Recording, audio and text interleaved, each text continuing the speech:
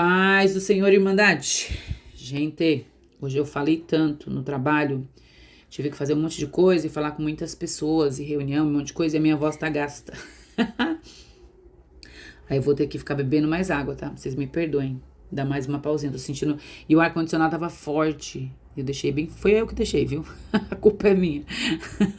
Não é reclamação não, é só explicação. Aí minha voz tá um pouquinho fraca.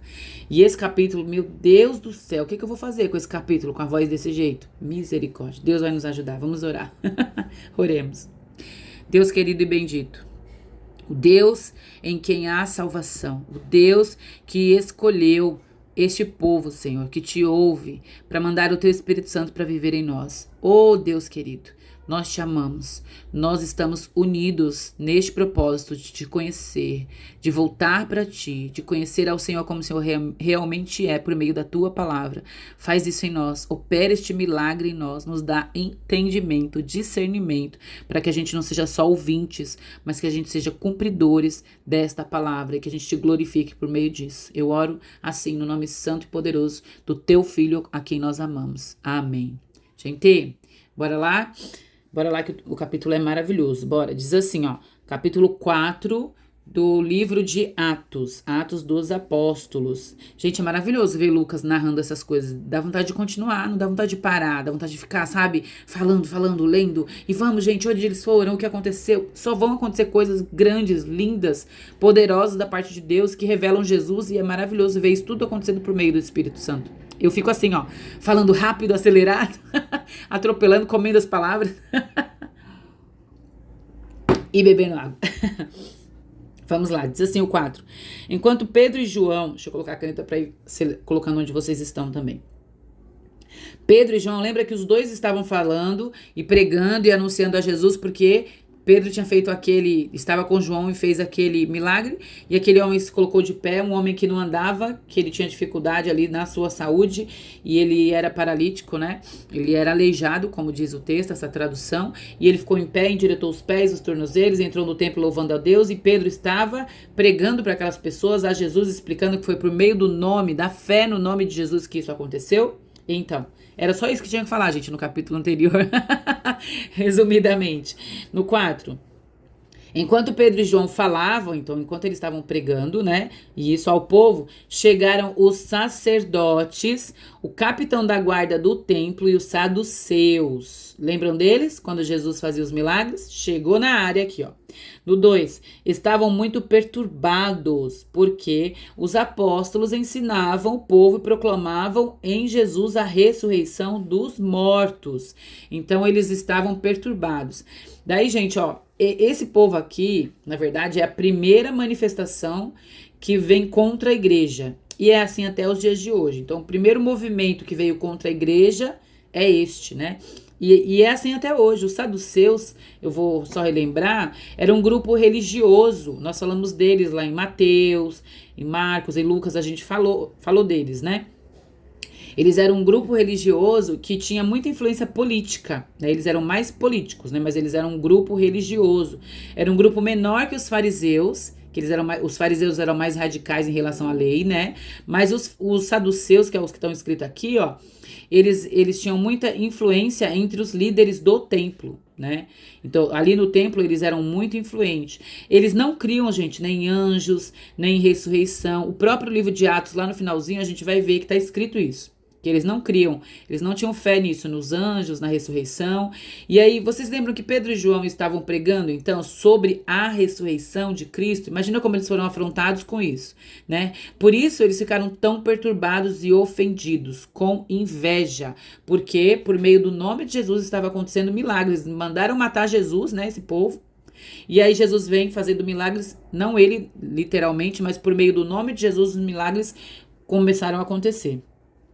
E aí no 3 diz assim, ó, eles agarraram Pedro e João, e a gente leu que aquele homem, aquele mendigo, até falei assim, olha gente, eles chamam ele de mendigo, no capítulo anterior, que ele se apegou a Pedro e João, então eles estavam ali, né?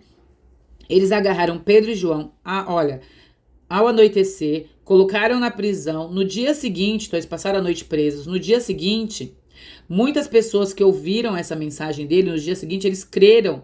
E chegou o número de quem creu, olha o número, a quase 5.000 homens que creram. Gente, é muita gente que creu nessa pregação de Pedro, né? Aí no 5 diz assim, no dia seguinte, lembra, eles passaram a noite na prisão. No dia seguinte, as autoridades, os líderes religiosos e os mestres da lei, olha só, se reuniram em Jerusalém, ó, e estavam ali, aí estava um povo, Anás, Caifás, lá, que eles estavam todos ali. No 7, mandaram trazer Pedro e João diante deles e começaram a interrogá-los. E olha a pergunta deles para Pedro e João. Com que poder e em nome de quem vocês fizeram isso? Fizeram o quê, gente? Aquele milagre, né? Com que poder e em nome de quem vocês fizeram isso? Gente, esses líderes religiosos aqui, eles não tinham fé. Como é que alguém é líder religioso e não tem fé? Pois é, eles estavam preocupados aqui com que poder eles tinham feito aquele milagre. Sabe, é como se eles dissessem assim, quem deu autorização para vocês fazerem isso? Em nome de quem vocês estão fazendo isso? Vocês lembram que eles fizeram essa mesma pergunta para Jesus? Eles perguntaram assim, com que poder? Quem deu autoridade para que você fizesse isso? Em nome de quem você faz isso? E Jesus, ele fez uma pergunta para eles naquela época em que eles fizeram isso aqui. Interrogaram Jesus com que poder ele fazia essas coisas. Aí Jesus perguntou para eles assim, se eu vou fazer uma pergunta para vocês. Se eu perguntar para vocês se o batismo de João é válido ou não, aí eles ficaram naquela dúvida de responder ou não e não responderam. E Jesus não disse para eles também, né, com que poder eles faziam isso. O fato é, eles estão interrogando Pedro e João exatamente da mesma forma. E aí olha o que acontece no 8. Versículo 8. Então Pedro, cheio do Espírito, disse-lhe. Gente, eu tive que rabiscar aqui do lado porque eu não aguentei. Quase furou a Bíblia, ó. Cheio do Espírito. Quando tá escrito a palavrinha cheio aqui, essa palavra significa revestido, ou seja, foi algo de fora para dentro. Por quê? Quando ele teve aquele primeiro momento em que Jesus soprou, o Espírito passou a viver neles. Mas agora, para movimentar, para vir com esses atos de intrepidez, de cura, de sinais, de outras coisas, de maravilhas, de milagres, eles precisavam estar cheios do Espírito. E para estar cheio, a palavra, no sentido de que algo que veio sobre eles, foi um derramar. Então ele foi revestido de ali por cima, né? Por fora, de fora para dentro. Tanto que o Espírito Santo veio sobre ele que transborda do Espírito. Olha isso, cheio do Espírito, transbordando do Espírito, depois de ser revestido do Espírito, foi o derramar do Espírito, aí sim, agora ele está no Espírito, imerso. Gente, é como se o batismo, a gente simboliza isso quando a gente, para uma nova vida, eles mergulham na água. Pensa nisso. Estar cheio do Espírito é isso, é como se você estivesse mergulhando no mar e você está dentro, totalmente dentro, imerso na água. Ele estava cheio do Espírito, é de fora para dentro. É coisa linda, eu não sei nem como explicar porque é maravilhoso. E aí ele começa a explicar, né? Ó, sendo interrogados acerca de que foi curado, aí no 10, saibam, ele começou a explicar, ele fala assim, saibam os senhores e todo o povo de Israel que por meio do nome, aí ele volta a falar, foi no nome de Jesus, o Nazareno, a quem o Senhor crucificaram, vocês crucificaram, Deus ressuscitou dentre os mortos, este homem está curado diante dos senhores.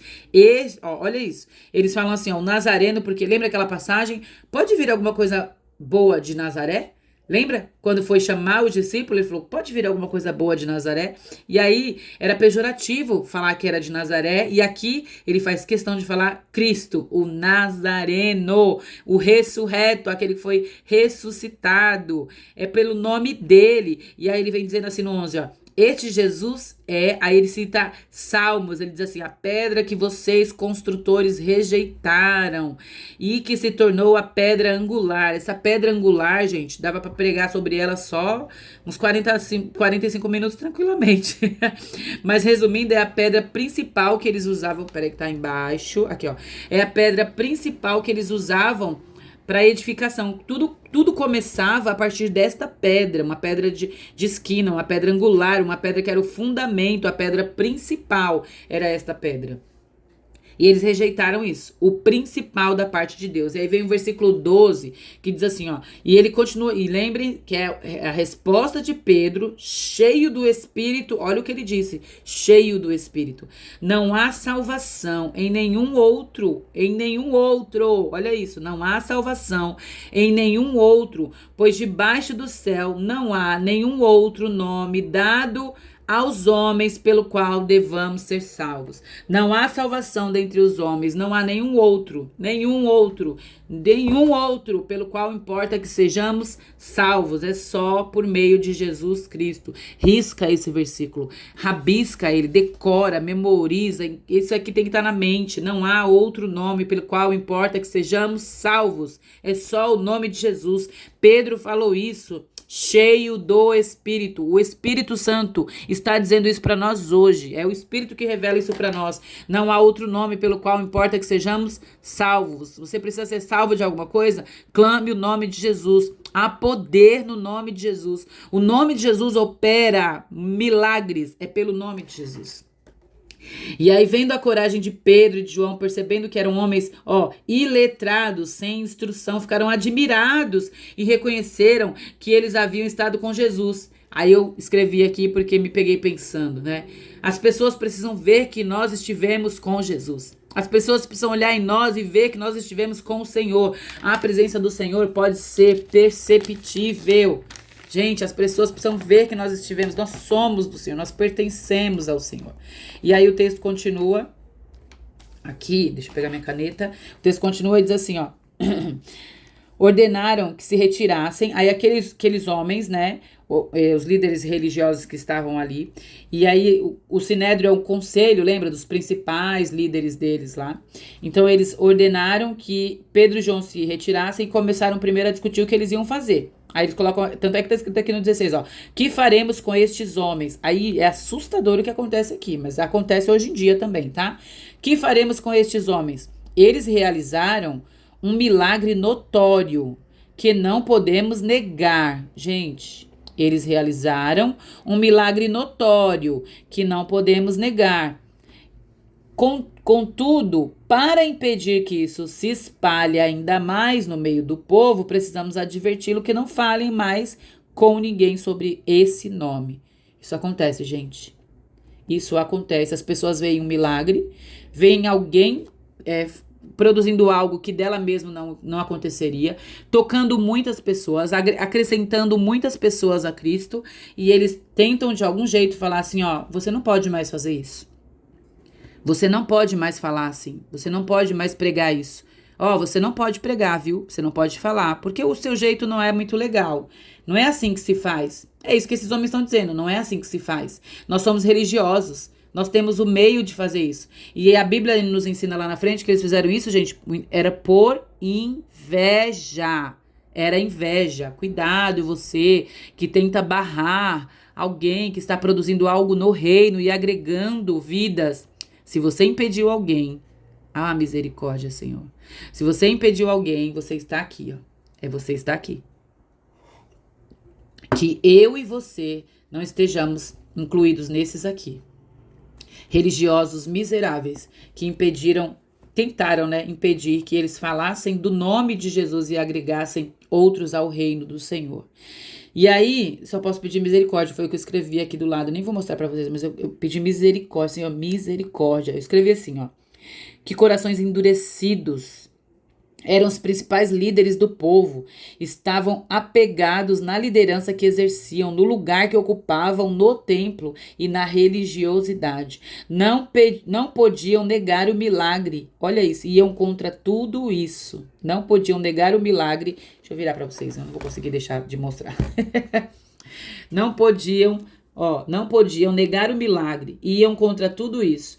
Nos dias de hoje, isso acontece. Pessoas tentam justificar os milagres e até explicar, às vezes com ciência, etc. E se fecham para Deus. E outras, por causa de cargos, invejam, tentam calar quem é boca de Deus. Infelizmente, isso acontece. Muito, muito mais do que a gente imagina, né? Mas cada um vai dar conta de si a Deus. Cada um vai dar conta de si a Deus. Vamos lá. E aí ele continuou no texto, e aí foi interessante que eles falaram assim, ó, vocês não devem mais falar nesse nome. Aí Pedro e João responderam o seguinte: julguem os senhores mesmo se é justo aos olhos de Deus. Olha isso. Obedecer aos senhores em vez de obedecer a ele. Peraí, gente. Eles falaram assim, nós não podemos deixar de falar no nome de Jesus, porque a gente não vai obedecer a vocês, a gente vai obedecer a Deus. Aleluia. Aleluia. É difícil, mas a gente tenta. Depois de mais ameaças, nós cristãos, gente, a gente vai passar por isso o tempo todo. E o mundo jaz no maligno, e cada vez mais a gente tem visto isso acontecer. Muito, muito, muito mesmo. Depois de mais ameaças, eles o deixaram ir. Ó, não tinham como castigá-los, porque o povo estava louvando a Deus pelo que acontecera. Olha isso. Pois o homem que fora curado milagrosamente tinha mais de 40 anos de idade. Olha isso. O homem estava no meio deles. Foi notório o milagre. Todo mundo conhecia o homem e eles não conseguiram castigar Pedro e João por causa disso. Água, bora lá. E aí eles começaram a orar, a oração dos que creram. Quando foram soltos, Pedro e João voltaram para os seus companheiros. Isso é lindo, gente, ó. Para os seus companheiros e contaram tudo o que os chefes dos sacerdotes e os líderes religiosos lhes tinham dito. Ouvindo isso, levantaram juntos, unanimidade, ó, juntos a voz em oração a Deus. Lembra? Eles aprenderam, passaram a orar. E aí orar a Deus dizendo: ó soberano, tu fizestes o céu, a terra, o mar, tudo que neles há. Tu falaste por meio do teu Espírito Santo pela boca do teu servo, do nosso pai Davi. Porque aí ele vem dizendo, sabe por quê? Contra o Senhor e contra o seu ungido. É isso que ele vem falando. Ele fala assim, ó, Senhor, eles estão contra o Senhor e contra o teu ungido. Mas a oração continua assim, ó. Os teus servos, ó, para anunciar a tua palavra, estão pedindo. Eles pedem aqui no finalzinho. Agora, Senhor, considera as ameaças deles. Olha o que eles pedem. Capacita os teus servos. Senhor, olha para a ameaça deles. Escuta, mas... Eles falam assim, ó, capacita os teus servos para anunciarem a palavra corajosamente. Senhor, nos capacita. Nós queremos pregar com coragem, mesmo quando tentarem nos impedir. Nos capacita. E aí estende a tua mão para curar e realizar sinais e maravilhas por meio do nome do teu servo Jesus. Eles pedem para pregar no nome, orar no nome, realizar milagres no nome, fazer coisas grandes no nome. Por quê? Eles podiam ter pedido assim, gente, ó. Senhor, tem livramento, traz livramento para nós. Senhor, nos protege. Senhor, então manda fogo, como eles pediram antes de converter. Manda fogo, Senhor. Lembra disso? O Senhor quer que a gente mande fogo lá naquela cidade? Vamos orar. Aqui não, aqui estão cheios do Espírito, no poder, no Espírito, convertidos a Jesus, crendo no nome poderoso de Jesus e na ressurreição do Todo-Poderoso. E aqui eles pedem o quê? Eles pedem para continuar a testemunhar. Olha isso. E aí no 31 diz assim, depois de orarem, tremeu o lugar onde eles estavam reunidos. E a gente fica assim, meu Deus, o lugar tremeu, isso deve ser uma coisa assim, impactante, é isso que é o principal do texto, só que não é. Esse é um sinal que Deus estava ali, uma manifestação. Mas olha o que aconteceu depois. Todos ficaram cheios do Espírito Santo e anunciavam corajosamente a palavra de Deus. Ou seja, ficaram revestidos de novo para pregar. Ou seja, isso era algo que acontecia e parava e acontecia e parava e vinha de novo. Então o Espírito Santo está disponível para que nós estejamos cheios do Espírito Santo. E a multidão dos que creram, olha aqui, uma mente só, um coração só, tudo que eles possuíam eles dividiam.